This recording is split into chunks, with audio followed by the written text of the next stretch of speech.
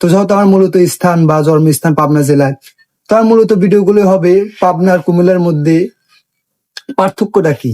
তো পাবনার কুমিল্লার মধ্যে যে পার্থক্য গুলা সেগুলো আমি তুলে ধরবো। আসসালামু আলাইকুম।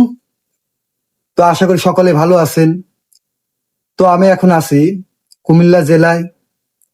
তো আমার জন্মস্থান হচ্ছে পাবনা জেলায়, বা জন্মস্থান বা আমার ঠিকানা পাবনা জেলা। তো আমি কুমিল্লা জেলায় কি কারণে বা কি কাজে আসছি, তো এই বিষয় নিয়ে পরে আলোচনা বা পরে একটা ভিডিও দেবো আপনাদের কাছে।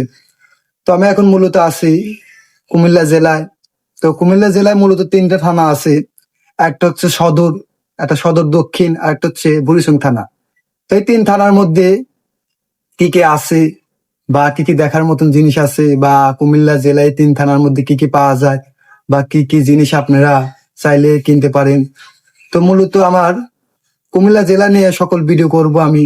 তো কুমিল্লা জেলার মধ্যে কি কি আছে, বা কি কি দেখার মতন জিনিস আছে, বা কি কি জিনিস আপনারা পাবেন, বা কি সুযোগ সুবিধা কুমিল্লা জেলার মধ্যে আছে।